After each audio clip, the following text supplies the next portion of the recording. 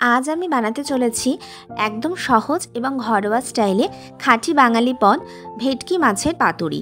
না দই না নারকেল, তবুও স্বাদে কিন্তু একদম কোনো কমতি হবে না। এই পাতুরিটা বানাতে উপকরণ এবং সময় দুটোই কিন্তু ভীষণ কম লাগে।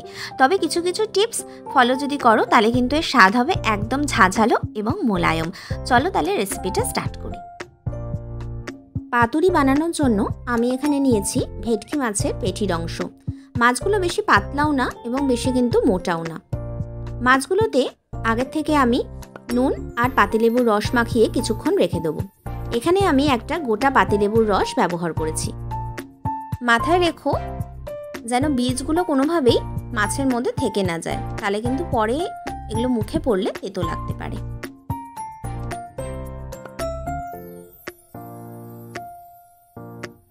এবার একটা মিক্সিং জারে আমি দেখো এখানে নিয়েছি বড় চামচের 2 চামচ সর্ষে, সাদা সর্ষে, কালো সর্ষে, 2 চামচ পোস্ত,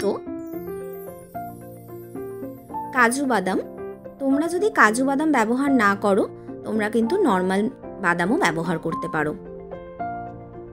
হলুদ সামান্য, নুন পরিমাণ মতো, আর সামান্য মিষ্টি।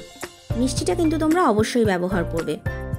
দিয়েছি কয়েকটা কাঁচা লঙ্কা, তোমরা তোমাদের ঝাল অনুযায়ী কাঁচা লঙ্কার পরিমাণটা কম বেশি করে নিতে পারো।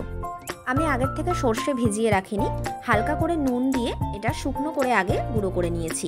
এই পদ্ধতিতে সর্ষের ঝাঁঝটা কিন্তু বজায় থাকে। এবার একটা বাটিতে মাছগুলো নিয়ে সর্ষের যে পেস্টটা আমি বানিয়ে রেখেছিলাম সেই মিশ্রণটা কিন্তু দিয়ে দিলাম।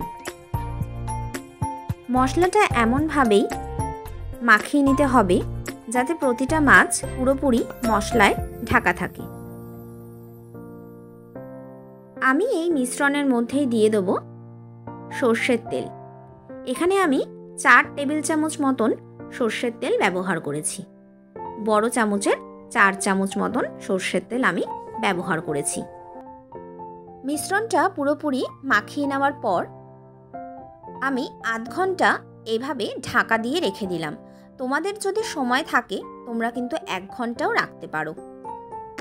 এবার আমি তোমাদের দুটো পদ্ধতিতে কলা পাতা ঝলসে নেওয়ার পদ্ধতি দেখাচ্ছি। প্রথমত তোমরা এভাবে গ্যাস ওভেনের মধ্যে সরাসরি কলা পাতাগুলো ঝলসে নিতে পারো। আরেকটা পদ্ধতি হলো এরকমভাবে কলা পাতাগুলো একটা কড়াইতে বা একটা তাওয়াতে চেপে চেপে ঝলসে নিতে পারো। আমার এই দ্বিতীয় পদ্ধতিটাই বেশি ভালো লেগেছে, তাই আমি এই দ্বিতীয় পদ্ধতিটাতেই কলা পাতাগুলোকে ভালো করে সেঁকে নিলাম। এই পদ্ধতিটা তোমাদের যদি সুবিধাজনক বলে মনে হয় তাহলে এইভাবেই তোমরা সবকটা কলা পাতা ভালো করে সেঁকে নিতে পারো, তোমাদের যেটা সুবিধা মনে হয়। এবার আমি এক একটা কলা পাতার মাঝামাঝি অংশে মাছগুলো দিয়ে মাছের মধ্যে আরেকটু মশলা দিয়ে একটা কাঁচা লঙ্কা আর 1 চামচ তেল দিয়ে দিলাম। একটা কাঁচা লঙ্কা এবং একটা সর্ষের তেল দিলে কিন্তু এর ঘ্রাণটা আরও ভালো হয়, তাই তোমরা কিন্তু অবশ্যই মুড়ে নেওয়ার সময় তেল এবং কাঁচা লঙ্কা ব্যবহার করো। দেখো আমি কলা পাতাগুলো দিয়ে আস্তে করে মুড়ে দিচ্ছি। এটা একটু সময় সাপেক্ষ, কিন্তু যখন তোমরা এটা খাবে তখন তোমাদের এই খাটনিটা আর মনে পড়বে না। খুব সাবধানতার সাথে সুতো দিয়ে আমি কিন্তু পাতুরিগুলোকে মুড়ে দিচ্ছি। সুতো দিয়ে বাঁধার একটাই কারণ, যাতে ভাপানোর সময় বা ভেজে নেওয়ার সময় কলা পাতাগুলো খুলে না যায়, তাই হালকা করে সুতো দিয়ে বেঁধে দেবে। আমি প্রত্যেকটা মাছ এইভাবে তৈরি করে নিলাম।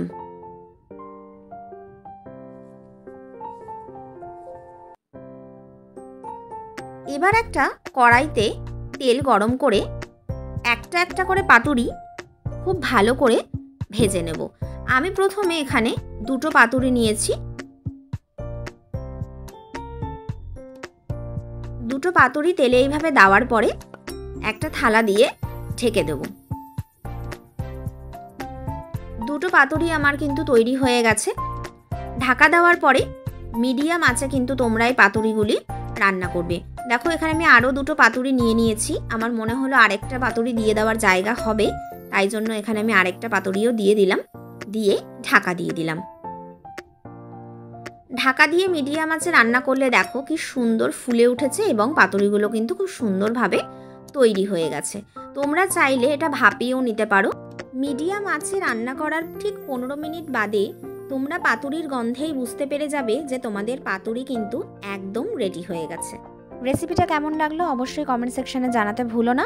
যদি ভালো লেগে থাকে তাহলে অবশ্যই একটা লাইক করো আর সাবস্ক্রাইব করে আমার পাশে থেকো। নেক্সট ভিডিওতে আবার দেখা হচ্ছে, ততদিন পর্যন্ত গরম ভাত আর ভেটকি পাতুরি এনজয় করো।